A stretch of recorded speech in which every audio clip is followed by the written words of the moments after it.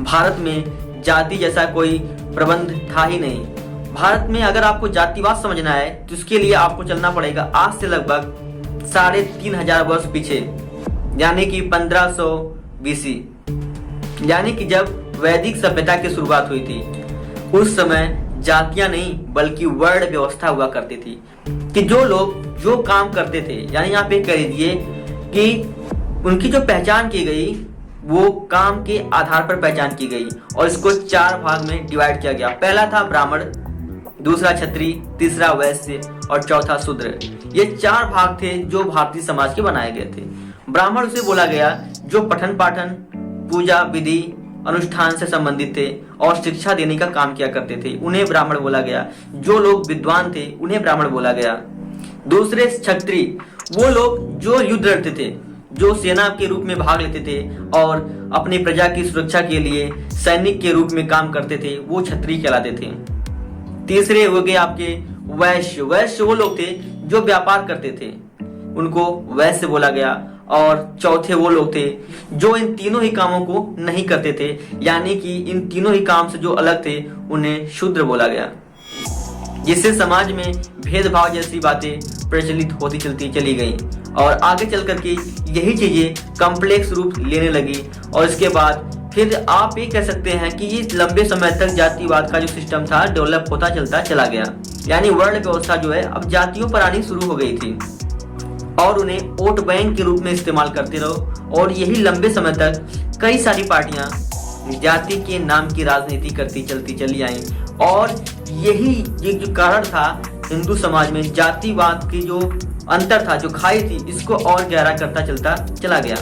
कोई दलित है, कोई पिछड़े वर्ग से है, कोई शोषित है, कोई वंचित है, लेकिन बात ये होती है कि जितना भारत गुलामी के दौर में जातियों में नहीं जकड़ा था, उससे भी कहीं ज्यादा वो आजादी के बाद जकड़ गया। क्योंकि नेताओं को ऐसा लगा कि यदि आप एक धर्म की बात करेंगे, आप हिंदू धर्म की बात करेंगे, तो शायद आप अपना मकसद जो है वो पूरा नहीं कर पाएंगे। इसीलिए उन्होंने अंग्रेजों वाली नीति को अपनाया, फूट डालो और शासन करो। और इसका सबसे बड़ा असर ये मिला कि उन्होंने जातियों का जहर घोल दिया समाज में और एक दूसरे के खिलाफ लड़ाने और भड़काने का काम किया और ये बताने का काम किया कि देखिए इस जाति ने आपका इतना शोषण किया, इस जाति ने आपके खिलाफ ऐसा किया, इस जाति ने आपके लिए ये किया, इस जाति ने आपके लिए वो किया, आप इनकी वजह से पीछे रह गए, आप इनकी वजह से दबे रह गए और इन्होंने आपके लिए इतना बुरा काम किया। इस तरीके का इन्होंने एक दुष्प्रचार किया और ये दुष्प्रचार धीरे धीरे इतना कॉम्प्लेक्स हो गया कि भारत के जो हिंदू समाज है वो आपस में जातियों के जाल में जकड़ता चला गया और एक दूसरे का विरोधी बनता हुआ चलता चला गया। इससे उन नेताओं को फायदा हुआ जो अलग अलग जाति की राजनीति करते हैं, अलग अलग जाति के नाम पर अपना वोट बैंक लेते हैं और अलग अलग जाति के नाम पर तोड़ करके वो अपने जो मिशन है उसको पूरा करते हैं।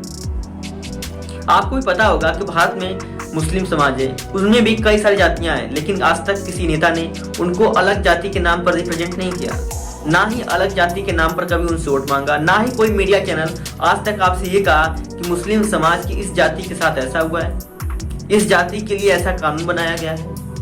ऐसा आपने कभी कहीं नहीं सुना होगा।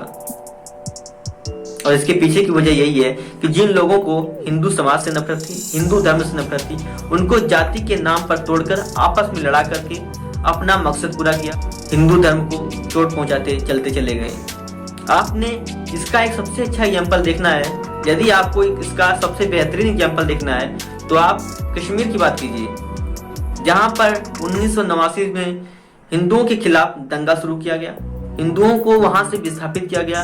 उस दंगे की वजह से उन्हें अपना घर बार कश्मीर से छोड़कर भागना पड़ा और इस देश के सारे नेता यही कहते रहे कि कश्मीरी पंडितों के साथ, और इस देश के सारे नेता यही कहते रहे कि कश्मीरी पंडित जो है वो कश्मीर छोड़ करके जा रहे हैं, और इस देश के सारे नेता यही कहते रहे कि हमला जो है कश्मीरी पंडितों के साथ हुआ है।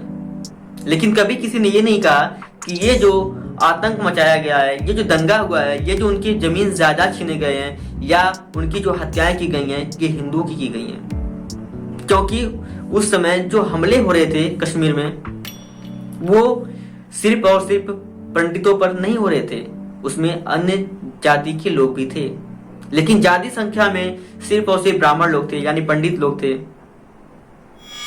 और नेताओं ने बड़ी चालाकी से इसको जातिवाद का नाम देकर के इसको दबा दिया।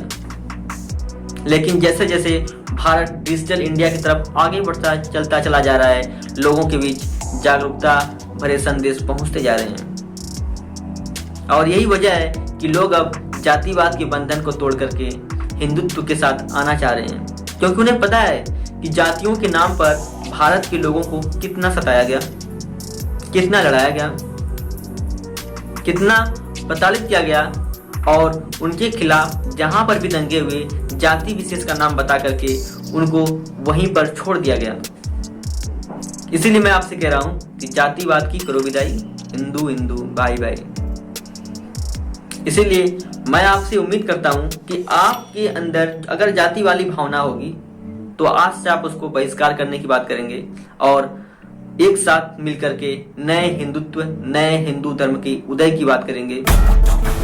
जय हिंद, जय भारत, वंदे मातरम।